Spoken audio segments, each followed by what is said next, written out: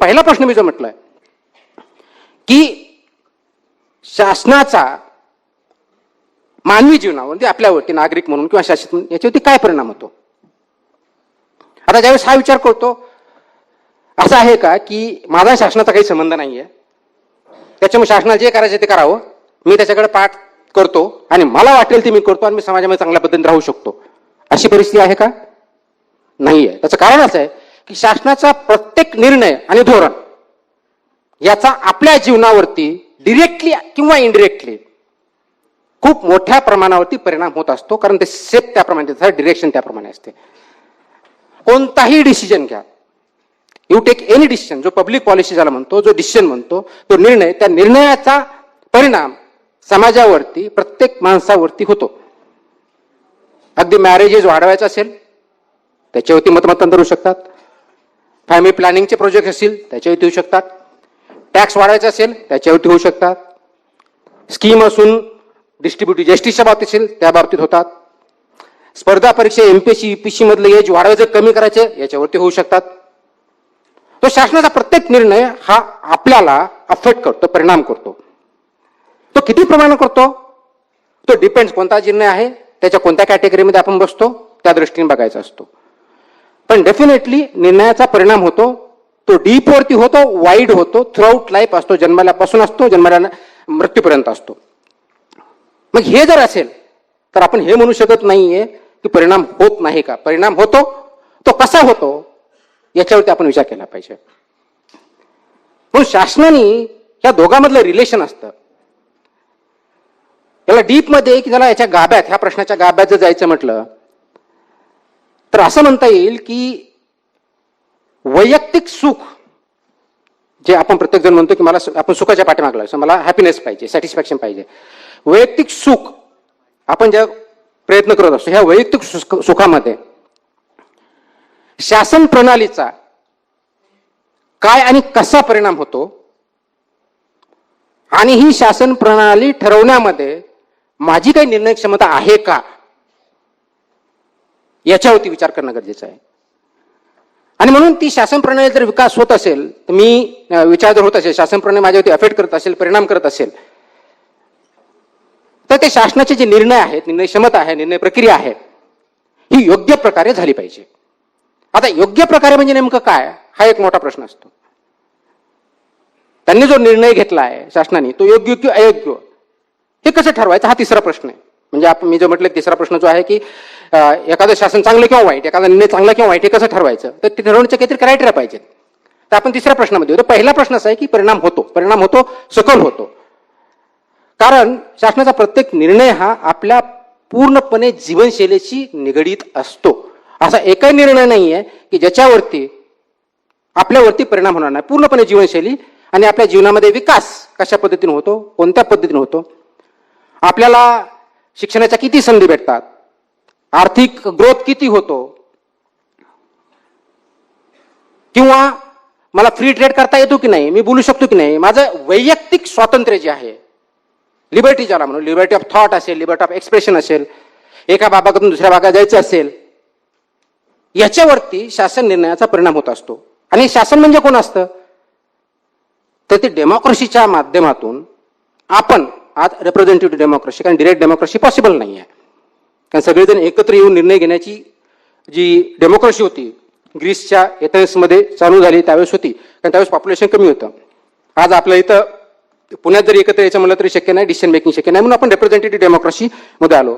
So आपले जे representative आहेत आणि ते इम्प्लिमेंट करण्याचं काम जे वेगळे अधिकारी करतात, वेगळ्या संस्था करतात, त्यांच्या माध्यमातून ही डेमोक्रेसी, हे निर्णय होत असतात. म्हणून दुसरा जो याला निगडीत प्रश्न येतो की ज्याच्या माध्यमातून, म्हणजे शासन जे आपण निवडून देतो, म्हणजेच आपण आपल्या वतीने ते काम करतात, कुणासाठी, आपल्यासाठीच करतात, ती निवडून देण्याच्या माझ्यामध्ये हा दुसरा जो प्रश्न आहे, ते मला निवड आहे का, मला चॉईस आहे का. ज्यावेळेस मी म्हणतो की मला चॉईस आहे डेमोक्रेसीमध्ये, every citizen is as important as other, प्रत्येकाला एक वोट आहे. मग आम्ही काय करतो, इलेक्शन घेतो, पिरियॉडिकल इलेक्शन घेतलं म्हणजे वोट करतो, आणि परत पुढच्या 5 वर्षांना इलेक्शन झालं त्यावेळेस परत वोट करतो. एक तर त्यांना कंटिन्यू करतो किंवा बदलतो. मधल्या 5 वर्षात काय करतो हा प्रश्न आहे. म्हणून निवडीचा अधिकार आहे का हा खूप संवेदनशील प्रश्न आहे. का संवेदनशील आहे? मतमतांतर खूप आहेत. पण मी ज्यावेळेस निवडून देतो, कशाच्या आधारे देतो, कोणत्या कार्यक्रमाच्या आधारे देतो, कोणत्या उद्देशासाठी देतो, इंडिव्हिज्युअल उद्देशासाठी देतो का सार्वजनिक उद्देशासाठी देतो, आणि हे शासन 2 वर्ष 5 वर्ष जे काही टेन्युअर असेल ते चालू असताना त्याच्यावरती लक्ष ठेवण्याचं जे सर्वात महत्वाचं काम नागरिकांचं असतं, समाजाचं असतं, ते आपण करतो का? शासनाच्या प्रत्येक कृतीवरती आपण विचारमंथन करायचं असतो, प्रत्येक निर्णयाचा परिणाम काय होतो ह्याचं इव्हॅल्युएट करायचं असतं, ते आपण करतो का? आणि ते जर करत असू तर मग त्यांचा कार्यकाळ किती असावा, मग त्यांना परत निवडून द्यायचं का, त्याचे परिणाम काय होते, जर चुकीचा निर्णय घेत असेल तर त्याला विरोध करतो का, ही जी कंटिन्युअस ऍक्टिव्हिटी आहे ती आपण करतो का, ह्या दुसऱ्या प्रश्नामध्ये आहे. आपल्याला अधिकार तर आहे, खूप मोठ्या प्रमाणात आहे, निवडून देण्याचा आहे, वॉच ठेवण्याचा आहे, कृतीवरती अंकुश ठेवण्याचा आहे, विरोध करण्याचा आहे, परंतु सार्वजनिक स्वरूपात आहे का एकट्या स्वरूपात वापर करतो, हा आपला खूप महत्वाचा प्रश्न आहे. त्याच्यावरती आपला दुसरा महत्वाचा इश्यू असतो. आणि म्हणून हे जर आपण करत नसू तर शासन कृतज्ञ होऊ शकतं, करप्ट होऊ शकतं, चुकीच्या दिशेने जाऊ शकतो, आणि आपण म्हणतो की मग शासन चुकीचे निर्णय घेतं. तर चुकीचे निर्णय घेत असेल तर त्याचा विरोध करण्याचं सुद्धा आपलं काम आहे. तो विरोध मात्र आपल्या रूल ऑफ लॉ, कारण डेमोक्रेसीमध्ये किंवा शासनामध्ये रूल ऑफ लॉ खूप महत्वाची गोष्ट असते. अदरवाईज राज्य आणि जंगल राज याच्यात काही फरक राहिला नसता. जंगल राजमधून आपण याच्यात आलो, राज्य अशासाठी अस्तित्वात आलं की there should be rule of law, म्हणजे सर्वांनी ते मान्य केलं पाहिजे. काही कन्व्हेन्शन्स असतील, काही लॉज असतील, त्या दृष्टीने मान्य केले पाहिजे. हा दुसरा प्रश्न. आणि आता शेवटचा प्रश्न याच्यातून येतो की तिसरा जो महत्वाचा प्रश्न आहे की चांगलं किंवा वाईट शासन मी कसं ठरवायचं, त्याचे काही क्रायटेरिया आहेत का? तर चांगलं किंवा वाईट शासन ठरवताना मग मला वैयक्तिक फायदा झाला तर ते चांगलं, आणि मला मनासारखं जर झालं नाही तर ते वाईट, असं जर म्हणणार असू तर ते चुकीचं आहे. कारण चांगल्या वाईटची डेफिनेशन, चांगलं किंवा वाईट हा फक्त काही मटेरियल नाही, म्हणजे relation between state and citizen, राज्य आणि शासन आणि नागरिक लोक याच्यात तर रिलेशन हे काय फक्त भौतिक रिलेशन नाहीये, तर ते नैतिक पण आहे, ते फिलॉसॉफिकल पण आहे, ते इक्विटेबल पाहिजे, ते जस्ट पाहिजे. तर त्या विषयाचा अभ्यास केल्यानंतर आपल्या लक्षात येतं की जे शासन निर्णय घेत आहेत ते नैतिक दृष्ट्या समाजासाठी, राज्यासाठी योग्य आहेत की नाही आहेत, ते इक्विटेबल आहेत का, ते जस्ट आहेत का, फक्त वैयक्तिक बेनिफिटसाठी न होता ते सार्वजनिक हिताच्या दृष्टिकोनातून आहेत का. म्हणून तो प्रश्न येतो की सार्वजनिक हित, public interest versus individual interest. मग ह्या 3 प्रश्नाचे उत्तर जर असतील आणि आपण डेमोक्रेसीमध्ये राहत असू, कारण आजच्या डेटपर्यंत सर्वात चांगलं गव्हर्नमेंट जे असेल, फॉर्म ऑफ गव्हर्नमेंट ज्याला म्हणतो, डेमोक्रेसी आहे. कारण आजच्या डेटला डेमोक्रेसीपेक्षा बेटर गव्हर्नन्स अजून फॉर्म आलेला नाही, किंवा चांगल्या प्रकारचं शासन याच्यापेक्षा असू शकतं अजून आलेला नाहीये. मग डेमोक्रेसी सर्वात चांगलं आहे तर ती कशा पद्धतीने चालते, हे 3 प्रश्नाचे आपण उकलून केल्यानंतर आपण ते इम्प्लिमेंट करतो का, त्याच्यामध्ये सहभाग घेतो का, हा सर्वात महत्वाचा मुद्दा आहे. तर या 3 प्रश्नाची उकल करत असताना ज्यावेळेस 14व्या शतकात जसं सांगितलं तीच कन्सेप्ट 21व्या शतकात फास्ट फॉरवर्ड जर आपण आलो तर ते क्वेश्चन आज आहेत का व्हॅलिड? आन्सर इज यस, ते क्वेश्चन आज व्हॅलिड आहेत. कारण शासनाचा इम्पॅक्ट आपल्यावरती होतो, चांगल्या किंवा वाईट प्रकारे होतो. त्यात निर्णय प्रक्रियेमध्ये आपला सहभाग आपला आहे का, निर्णय निश्चित आहे. आणि चांगल्या आणि वाईट प्रकारे आपण ठरवू शकतो का, तर हे क्रायटेरिया फक्त एक भौतिक म्हणून नव्हे तर एक नैतिक पातळीवरती जाऊन, जस्ट इक्वॅलिटी हे जे प्रिन्सिपल याच्यावरती जाऊन आपण ते बघितले पाहिजे. याचा परिणाम डेफिनेटली आपल्यावरती होतो. म्हणून स्टार्टिंगला काय झालं, हायरार्किकल गव्हर्नमेंट आलं की स्टेट आहे. आपल्याकडे आजही शासन म्हटलं की आपण काय बघतो, गाव स्तरावर म्हटलं की अरे जिल्हाधिकारी म्हणजे शासन, ही आपली संकल्पना आहे. राज्य स्तरावर म्हटलं की माननीय मुख्यमंत्री म्हणजे शासन. देशाच्या पातळीवर म्हणलं माननीय पंतप्रधान, राष्ट्रपती, हे म्हणजे आपल्या दृष्टीने शासन. ही जी संकल्पना आहे ही कधीच मोडकळीस निघलेली आहे. कारण हायरार्किकल गव्हर्नमेंटच्या काही लिमिटेशन्स होत्या. त्या लिमिटेशनच्या माध्यमातून जसं 1950च्या पुढे दशक गेली, कारण आर्ग्युमेंट काउंटर आर्ग्युमेंट असं झालं की ब्युरोक्रॅटिक गव्हर्नमेंट किंवा जे गव्हर्नमेंट आहे हायरार्किकल गव्हर्नमेंट, याला लिमिटेशन्स आहेत, ते एफिशियंट नाहीये. म्हणून न्यू पब्लिक ऍडमिनिस्ट्रेशनचा जन्म झाला आणि त्याच्यामधून मार्केट ड्रायव्हन फोर्सेस ज्याला म्हणतो की मार्केट विल टेक केअर की प्रोडक्शन कोणतं पाहिजे, कन्झम्पशन कोणतं पाहिजे, डिमांड सप्लाय, या प्रिन्सिपल्सवरती आधारित मार्केट ड्रायव्हन फोर्सेस आले. पण मग ज्यावेळेस मार्केट ड्रायव्हन प्रोसेस आले त्यावेळेस पब्लिक गुड्सचं काय, म्हणजे कोणती कंपनी एखादा रोड तयार करणार आहे का आणि ती सर्व सार्वजनिक लोकांसाठी सर्वांसाठी देणार आहे का, किंवा सार्वजनिक रोड आहे तिथं लाईट नाहीये तर कोणती सार्वजनिक कंपनी तयार करणार आहे का, नाही ते स्वतःसाठी करू शकतील मग दुसऱ्या कोणाला भेटणार नाही, ज्याला पब्लिक गुड्स म्हणतो, ह्या कोण प्रोव्हाइड करणार. मग गव्हर्नमेंटचा इररिलेव्हन्स करून चालत नाही, आपल्याला आवश्यक आहे. म्हणून ह्या सर्व्हिसेस देण्यासाठी आवश्यक असल्यानंतर मग तिसरं आणि लेटेस्ट जे आपण म्हणतो ज्याला नेटवर्क गव्हर्नन्स म्हणतो, म्हणजे एका बाजूला हायरार्किकल गव्हर्नन्स, दुसऱ्या बाजूला मार्केट गव्हर्नन्स आणि तिसऱ्या बाजूला नेटवर्किंग गव्हर्नन्स, की नेटवर्किंगच्या माध्यमातून गव्हर्नन्स, ज्याला लॉबिस्ट म्हणतो. खूप मोठ्या कंपन्या आहेत त्या लॉबिस्ट करतात, पॉलिसी इन्फ्लुएन्स करतात, डिसिजन घेतात, त्याच्यावरती इम्प्लिमेंट करतात. जसं आपल्यापैकी बरेच विद्यार्थ्यांनी काही संघटना स्थापन केलेल्या, तर एमपीएससीचं काम चांगलं चालावं, वेळेत परीक्षा घ्याव्यात, ॲडव्हर्टाईज वेळेत काढावी, रिझल्ट वेळेत द्यावेत, आम्हाला जॉईन लवकर करून घ्यावं, ही डिमांड करण्यासाठी जशी एक लॉबी सक्रिय आहे, हे झालं नेटवर्किंग गव्हर्नन्स, याच्यातून प्रयत्न होतो.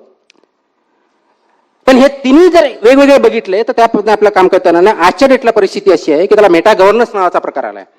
त्याच्यातले जे काही चांगले गुण आहेत ते करून त्याच्या बेस्ट पॉसिबल गव्हर्नन्स किंवा कोलॅबोरेटिव्ह गव्हर्नन्स हा कन्सेप्ट सध्याच्या काळात आपण वापरतो. म्हणजे काय, जे हायरार्किकल गव्हर्नमेंट आहे ते गव्हर्नमेंट, मार्केट फोर्सेस, नेटवर्क्स आणि पीपल, या सगळ्यांनी म्हणून गव्हर्नन्स चालतं. कारण डिसिजन एक नाही, मल्टिपल्स आहेत, मल्टिपल स्टेक होल्डर्स आहेत. म्हणून जर आठवत असेल अगोदरच्या काळात कंपनी चालवताना शेअर होल्डर्सचा खूप महत्वाचा असायचा. आता शेअर होल्डर्स महत्वाचे आहेत पण त्यापेक्षा महत्वाचे स्टेक होल्डर्स हा झालेला आहे. म्हणजे फक्त ओनर्स जे आहेत ते महत्वाचे नाहीत, तर स्टेक होल्डर्स महत्वाचे आहेत, त्याच्यामध्ये त्यांचा कोणाचा सहभाग आहे. म्हणून गव्हर्नन्समध्ये सर्वात महत्वाचा स्टेक होल्डर जर कोण असेल ते नागरिक आहेत, समाज आहे. आणि म्हणून पीपल, ज्याला कोलॅबोरेटिव्ह म्हणजे नागरिक, हे सर्वात महत्वाचा स्टेक होल्डर असल्यामुळं नागरिकांनी, लोकांनी चालवलेलं शासन आणि शासनाबरोबर इंटरॅक्शन करून त्याच्या माध्यमातून गव्हर्नन्स प्रस्थापित करणं, this leads towards good governance. आता हे कसं शक्य आहे, दॅट इज द पॉइंट. हे गुड गव्हर्नन्स अस्तित्वात आणण्यासाठी लोकांचा, नागरिकांचा रोल तितकाच महत्वाचा आहे. आणि हे समजून घेण्यासाठी निर्णय प्रक्रिया कशी होते हे समजून गरजेचं आहे. निर्णय प्रक्रिया अशी असते की एखादा निर्णय घ्यायचा झाल्यानंतर तो इश्यू अजेंड्यावरती आला पाहिजे, त्याला अजेंडा सेटिंग म्हणतात. हा अजेंडा सेटिंग कोण करतं, अपेक्षित आहे आपले रिप्रेझेंटेटिव्ह गव्हर्नर करेल. पण खरोखरच फक्त रिप्रेझेंटेटिव्ह करू शकतात का, केला तर आपल्याला जो अपेक्षित आहे त्याप्रमाणे अजेंडा सेट होतो का, तो जो अजेंडा इश्यू आहे त्याचा ऑब्जेक्टिव्ह जो आहे तो खरोखरच नोबल किंवा गव्हर्नन्स इम्प्रूव्ह करण्याचा आहे का. म्हणून मार्केट फोर्सेस आले, मार्केटमधल्या कंपन्या आले, त्यांना जो योग्य डिसिजन होतो त्यासाठी त्यांनी जो प्रयत्न केला. मग नेटवर्किंग गव्हर्नन्स आलं की ज्याच्यामध्ये जे वेगवेगळे समाजामधले जे घटक आहेत ते एकत्र आले.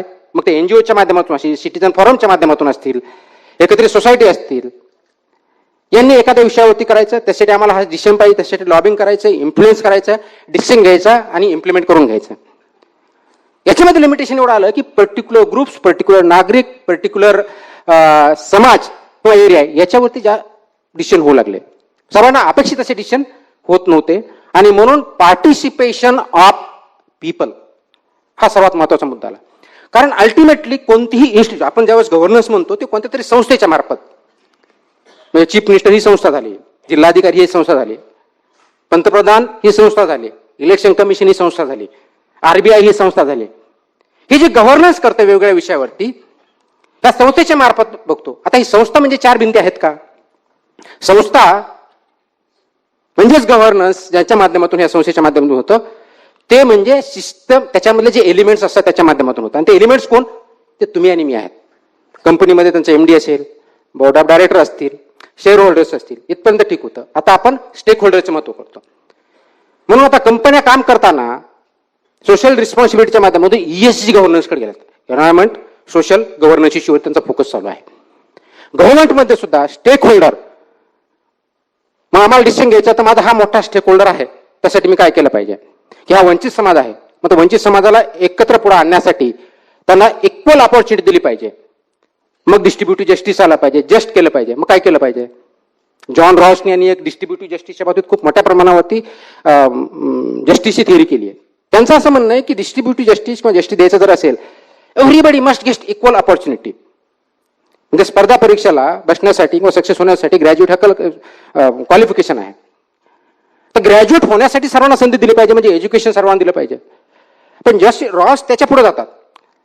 तो व्यक्ती त्याच लेवलचं एज्युकेशन जो कॉन्व्हेंट मधला, मुंबई मधला, दिल्ली मधला व्यक्ती, एक श्रीमंत घरातला व्यक्ती मुलगा घेऊ शकतो, त्या स्तरावरचं एज्युकेशन त्याला दिलं जाऊ शकतं का, त्या लेवलपर्यंत त्याची स्थिती काय इथपर्यंत जाऊन बघायला लागेल, त्यावेळी जस्टिस होईल असं म्हटलं जातं. मग आपल्या भारत देशामध्ये एवढ्या मोठ्या प्रमाणावरती डायव्हर्सिटीज आहेत, इनइक्वॅलिटीज आहे, पॉवर्टी आहे, एवढे प्रॉब्लेम्स आहेत. पण एवढे असताना हे जस्टिस देण्यासाठी शासनाने काम करण्याचे गरजेचं आहे. आणि म्हणून आपण ते शासन वेगवेगळे निर्णय घेऊन त्यांना मदत करत असते की प्रत्येकाला इक्वल अपॉर्च्युनिटी भेटली पाहिजे आणि इक्वल अपॉर्च्युनिटी भेटण्यासाठी त्यांना एम्पॉवर केलं पाहिजे. आणि ती एम्पॉवरमेंटची प्रक्रिया सतत चालू असल्यामुळे आपल्यामध्ये बदल घडलेले आहेत. कदाचित ते आपल्याला अपेक्षित तेवढ्या स्पीडने, अपेक्षित त्या क्वालिटीचे नसतील. ते का नसतील? तर डिसिजन मेकिंग प्रोसेसमध्ये, गव्हर्नन्सच्या प्रक्रियेमध्ये आपला सहभाग, मी परत म्हणतो सहभाग, पार्टिसिपेशन, कन्सल्टेशन नाही, पार्टिसिपेशन किती असतं हा खूप महत्वाचा भाग आहे. आणि म्हणून ते एखादा इश्यू आपल्या अंगाशी आल्यानंतर खूप आपण तडफीन उठतो की पुण्यामध्ये जसं मी आता याच्यावरती बोलणारच आहे, एमपीएससी परीक्षा खूप मोठ्या प्रमाणावरती वारंवार आंदोलन होत असतात, परीक्षा, डेट, डबल परीक्षा वगैरे वगैरे. वाईट आहे का? बिलकुल वाईट नाही, कारण तुमचा जस्टिस भेटण्यासाठी तुम्ही ते फाईट केलं पाहिजे. But is that the objective? I will come to that. तर ही जस्टिस देण्यासाठी जी संकल्पना आहे, इक्विटेबल राईट्स देण्यासाठी, तुमच्या जीवनावरती परिणाम करण्यासाठी जे निर्णय आहे त्याच्यामध्ये आपण सहभागी आहोत का? आणि कॉन्स्टंटली सहभागी आहोत का? एक वेळेस मतदान केलं म्हणजे नाही. जसं मी सांगितलं की त्याच्यावरती लक्ष ठेवणे, त्याच्या कृतीवरती लक्ष ठेवणे, जे निर्णय होते निर्णयाचे परिणाम काय होतील, ते जर निगेटिव्ह होत असतील तर ते रोलबॅक करायला लावणे, त्याला विरोध करणे, हे आपलं कर्तव्य आहे. हे आपण करत आहोत का? हा खूप महत्वाचा विषय आहे. आणि म्हणून त्या दृष्टीने जर आपण केलं त्याला पार्टिसिपेटिव्ह गव्हर्नन्स जे म्हणतो, not only representative government, representative आहेच आहे, कारण इनडायरेक्ट डेमोक्रेसी आहे, सगळेजण एकत्र मिळून निर्णय घेणं शक्य नाही. कदाचित तेवढं नॉलेज आपल्या प्रत्येक व्यक्तीकडे नसतं. जे टेक्निकल एक्सपर्टीज आहेत त्यांच्याकडे काही गोष्टी असतील, तुमच्याकडे काही गोष्टी असतील, या सगळ्यांचं नॉलेज एकत्र करून बेस्ट डिसिजन ज्याच्यामुळे समाजावरती चांगला परिणाम होईल, इक्विटेबल असेल, न्याय भेटेल आणि सर्वांसाठी सारखा कायदा असेल, रूल ऑफ लॉ ज्याला म्हणून, डिस्क्रिमिनेशन नसेल, प्रत्येक निर्णय घेतलेला जो असेल त्याला अकाउंटेबिलिटी असेल, म्हणजे ज्यांनी निर्णय घेतलाय त्याला तो बांधील असेल, त्याची जबाबदारी असेल, तो योग्य होतो, इम्प्लिमेंट योग्य प्रकारे होतो की नाही आणि त्याचा परिणाम चांगला झाला पाहिजे, यासाठी अकाउंटेबिलिटी बिल्ड पाहिजे. हे सगळं बघण्यासाठी काय? ट्रान्सपरन्सी, पारदर्शकता निर्णयामध्ये आणि निर्णय प्रक्रिया इम्प्लिमेंटेशन मध्ये पाहिजे. ही पारदर्शकता आणण्यासाठी आपण काही प्रयत्न करत आहोत का? शासन काही प्रयत्न करत आहोत का? तर ही accountability, representative government, participation, constant vigilance, capability, तर जे गव्हर्न करतायत ते केपेबल आहेत का? त्यांना आपणच निवडून दिलेलं आहे किंवा अधिकारी जे असतात ते कोणत्या तरी स्पर्धा परीक्षेच्या माध्यमातून निवडून तिथं जातात, ते योग्य आहेत का? योग्य माणसाला योग्य ठिकाणी पोस्टिंग दिलंय का? त्याप्रमाणे तो काम करतोय का? त्याचे रिझल्ट बघतायत का? का काम करत असताना मला काहीतरी वाटलं म्हणून आर्बिट्ररी माझ्या विरुद्ध गेल्यावर मी बाजूला काढतो, दुसऱ्या कोणाला तरी आणतो एका पर्टिक्युलर इंटरेस्ट प्रदानासाठी. या गोष्टीचा ज्यावेळेस विचार करतो आणि ज्यावेळेस याच्यामध्ये ऍक्टिव्ह पार्टिसिपेशन, इन्व्हॉल्वमेंट नागरिकांचं असतं, त्यावेळेस governance turns towards good governance. आणि इट्स अ कंटिन्युअस प्रोसेस, त्याला एंड नाही आहे. जसं आता आपल्याला माहिती आहे की कोविड आला, कोविडच्या काळामध्ये कोविड काय होता हे कुणालाच माहित नव्हतं. मी त्यावेळेस नागपूरला म्युनिसिपल कमिशनर होतो. सडनली आला, लॉकडाऊन जागे सांगितलं, nobody knew what is to be done. तो कसा होतो, कसा ट्रान्समिट होतो, त्याला मेथॉलॉजी काय, डॉक्टर्स पेशंटला टॅकल करायला तयार नाहीत, आयडेंटिफाय कशा करायच्या, आयसीयू मध्ये डॉक्टर जायला तयार नाही आहेत, वे फॉरवर्ड काय, किती दिवस चालणार माहित नाहीये, कारण हे दिस इज समथिंग. मग कन्सेप्ट केंद्राला अँटिसिपेटरी गव्हर्नमेंट पाहिजे. तुम्ही त्याला अजाईल गव्हर्नन्स म्हणा, अँटिसिपेटरी म्हणा, गुड गव्हर्नन्स म्हणा, सगळ्या ज्या कन्सेप्ट आहेत ज्या व्हिजनवरती, फोरसाईटवरती, इन द पब्लिक इंटरेस्ट केल्या जातील, वेळोवेळी केल्या जातील, सेन्सिटिव्हली संवेदनशीलपणे केल्या जातील, हे सगळं करणं म्हणजे गुड गव्हर्नन्स आहे. आणि त्याची सुरुवात ही आपल्याला स्वतःपासून करावी लागणार आहे. आता प्रश्न असा आहे की हे सुशासन अस्तित्वात आहे का, किंवा अस्तित्वात आणलं जाऊ शकतं का? शासन तर अस्तित्वात आहे, नागरिक पण आहेत, संस्था पण आहेत, मग प्रॉब्लेम कुठे? म्हणजे सिस्टम मधले सर्व पार्ट आहेत. संस्था आहे ज्याच्या माध्यमातून हे शासन होणार आहे, संस्था चालक आहेत, म्हणजे टिळक स्मारक मंदिर आहे तर इथं ट्रस्टीज आहेत, त्यांना कसं चालवायचंय, कुणाला भाड्याने द्यायचंय, कितीने भाड्याने द्यायचंय, त्याचा वेळ काय असणार, रूल्स रेग्युलेशन्स आहेत. तसं आपल्या शासनाच्या बाबतीत आहे, कॉलेज असेल तर कॉलेजच्या बाबतीत आहे. त्याच्यामध्ये काम करणारे किंवा रोल परफॉर्म करणारे नागरिक आहेत, एम्प्लॉईज आहेत. मग शासनाच्या बाबतीत हे असताना, संस्था असताना, शासन असताना, नागरिक असताना गुड गव्हर्नन्स का होऊ शकत नाही? ट्रान्सपरन्सली का होऊ शकत नाही? अकाउंटेबल गव्हर्नन्स का राहू शकत नाही? संवेदनशील का राहू शकत नाही? All these are characteristics of good governance. कारण आपण याच्यावरती खूप मोठ्या प्रमाणात बोलू शकतो, एका एका फीचरवरती आपण खूप डिस्कशन करू शकतो. माझी अपेक्षा असते की याच्यावरती विचार करण्याची गरज आहे आणि त्याची विचार स्वतःपासून सुरुवात करण्याची गरज आहे. उदाहरण मी अनेक देऊ शकतो, अनेक चांगल्या प्रकारचे प्रोजेक्ट होतात, फक्त ते आयसोलेशन मध्ये होतात. So let's take example. आता किती वेळ आहे माझ्याकडे? कारण सर्वसाधारणपणे 1 तास बोलावं असं नाही. माझ्यासाठी भरपूर बंधन आहेत.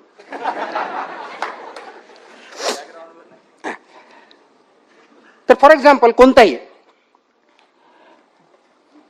तर for example me good governance सांगितले की जे फीचर्स सांगितले आणि त्याच्यामध्ये आपला इम्पॉर्टन्स काय, तर मी सांगितले 3 प्रश्नाचे उत्तर आपण ज्यावेळेस द्यायला प्रयत्न करतो त्यावेळेस शासन आणि आपण त्याचा खूप क्लोज रिलेशन आहे आपण इस्टॅब्लिश केलं. त्याच्यामध्ये आपला निर्णय प्रक्रियेमध्ये आपल्याला चॉईस आहे का आहे, हे चॉईस करायचं का, म्हणजे डाव्या बाजूचं भित्तीपत्रक चॉईस करायचं का उजव्या बाजूचं करायचं हे आपल्याला माहिती आहे. आणि म्हणून त्या भित्तीपत्रकामध्ये जसं की मनगटाला दोरी बांधली आहे, म्हणजेच there is a direct relation between public and government. आणि ते हातात नाही दिलेलं, बांधलेलं आहे. म्हणजे गव्हर्नमेंट हे पब्लिकला बांधलेलं आहे. रिस्पॉन्सिबल, अकाउंटेबल हा त्याचा अर्थ आहे. विचार करा, 1337, 14वे शतक, आज आपण 21व्या शतकात आहोत. कन्सेप्ट तोच आहे. त्यावेळी डेमोक्रेसी सुद्धा नव्हती. थोड्या प्रमाणात रिन्यासा मुवमेंट त्यानंतर चालू होत होत्या. त्याच्या परिणामात म्हणजे अगदी एथेन्समध्ये जिथे डेमोक्रेसी सुरू झाली त्याच्या व्यतिरिक्त त्या ठिकाणी सुद्धा हा कन्सेप्ट आला नाही. हा सिएना या प्रॉव्हिन्समध्ये एका पेंटरने प्रोजेक्ट केला आणि त्याचे परिणाम विश्वशतकात बघितलं.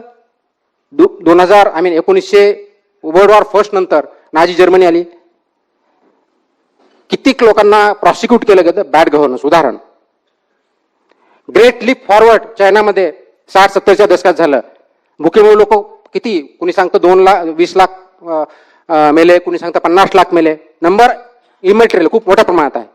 आणि त्या शतकामध्ये वर्ल्ड वॉर फर्स्टच्या अगोदर अमेरिकेचा सारखा देश युनायटेड स्टेट्स ऑफ अमेरिका हे माहीत नव्हतं, परंतु त्यानंतर वर्ल्ड वॉर सेकंड नंतर आणि पर्टिक्युलर कोल्ड वॉर नंतर only super power in the world आहे. त्याचा जन्म सुद्धा त्याच शतकामध्ये झालेला आहे. हे द्योतक आहे की गुड गव्हर्नन्स म्हणजे काय होऊ शकते. याचा अर्थ अमेरिकेमध्ये सगळ्याच गोष्टी चांगल्या आहेत का असा अर्थ होत नाही, किंवा जर्मनी आणि चायनामध्ये सगळ्याच वाईट आहे का असा त्याचा अर्थ नाही. पण एक सिंबॉलिक जर म्हणून बघितलं तर गुड गव्हर्नन्स इम्पॅक्ट काय होऊ शकतो, बॅड गव्हर्नन्सचा काय होऊ शकतो आणि हे का होतं हे समजून घेण्याची गरज आहे. आणि आपण ज्यावेळी विचार करतो त्यावेळी समजून घेण्याची गरज आहे. एक उदाहरण म्हणून, कारण मी दुसऱ्याचं उदाहरण देऊ शकत नाही, मी स्वतःच देतो. मला आठवते मी 2016 मध्ये नवी मुंबईला म्युनिसिपल कमिशनर म्हणून जॉईन झालो. Date was I think 2 May 2016. Join झाल्यानंतर मी मीटिंग घेतल्या, माहिती घेतली. दुसऱ्या दिवशी जे कमिशनरचं रेसिडेन्स आहे त्याच्या बाजूला गार्डन आहे, त्या गार्डनमध्ये वॉकला गेलो. सकाळी गार्डनमध्ये वॉकला गेल्यानंतर एक व्यक्ती माझ्याकडे आला.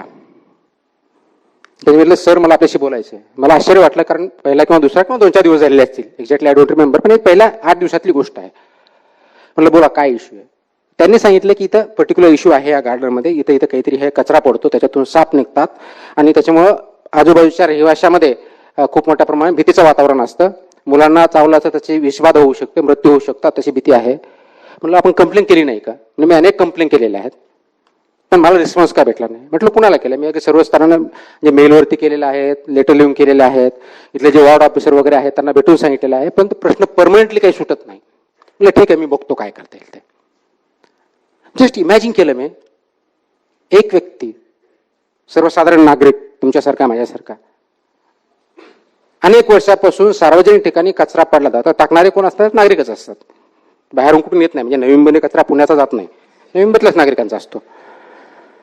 परंतु त्याच्यामुळे तिथल्या सार्वजनिक आरोग्याला किंवा सिक्युरिटीला किंवा मुलांना जर धोका होत असेल आणि ते ऍड्रेस करण्यासाठी ते गव्हर्नमेंटकडे, म्हणजे तिथलं गव्हर्नमेंट म्हणजे महानगरपालिका यांच्याकडे जात असेल आणि तो अनेक महिन्यापासून अनेक वर्षापासून तो ऍड्रेस होत नसेल, असं का. हा प्रश्न कोणत्याही संवेदनशील मला ज्याला ज्याला म्हणता येईल कॉन्शियस पर्सनला, ज्याची सद्सद विवेक बुद्धी जागी आहे, त्याला पडेल. कुणी नॉर्मल माणूस असू द्या, अधिकारी असू द्या, पदाधिकारी असू, कुणी असू द्या, पडेल. त्यानंतर मी ऑफिसला गेलो.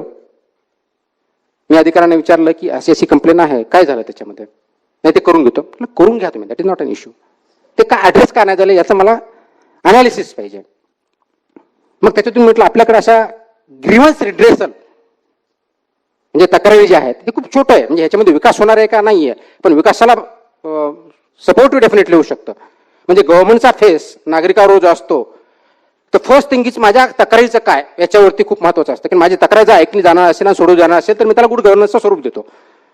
That is not the only indicator, that is one of the many indicators. पण तो जर एवढं इंडिकेटर जर असेल तर ते का. म्हणजे आपल्याकडे कंप्लेन येतात म्हणजे हो आपल्याकडे ऍप पण आहे. म्हणलं ऍप पण आहे. Very good. मग ऍप आहे ती ऍड्रेस का होत नाही.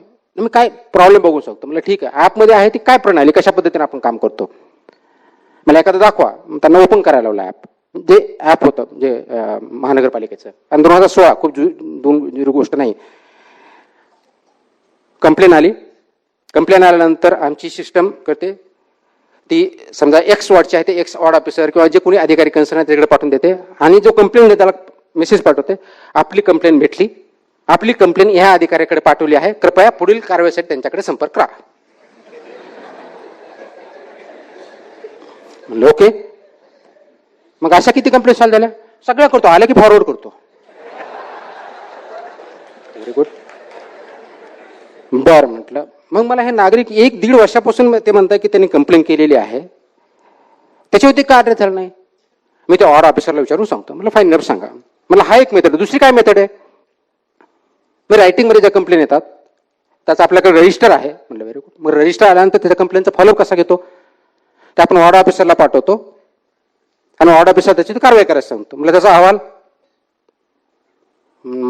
माहीत नाही. Very good. बरं, नागरिकांना जर कमिशनरला किंवा आपल्याला भेटायचं असेल त्याचं काही मेकॅनिझम आहे का. ते कधी येऊन भेटू शकता. उत्तम. दिवसातून किती भेटता सांगता येणार नाही. डिपेंड मीटिंग किती आहेत, मी ऑफिसमध्ये आहे का, दौऱ्यावर आहे, याच्यावरती अवलंबून असतं. अग्रीड. कारण तो सुद्धा गव्हर्नन्सचा पार्ट आहे. मी थोडा विचार केला. विचार काय केला की पहिल्या दिवशी मी गार्डनमध्ये वॉकला जातो आणि एक नागरिक येतो आणि माझ्याकडे गाराणं मांडतो की हे पर्टिक्युलर इश्यू सॉल्व्ह झालेला नाही.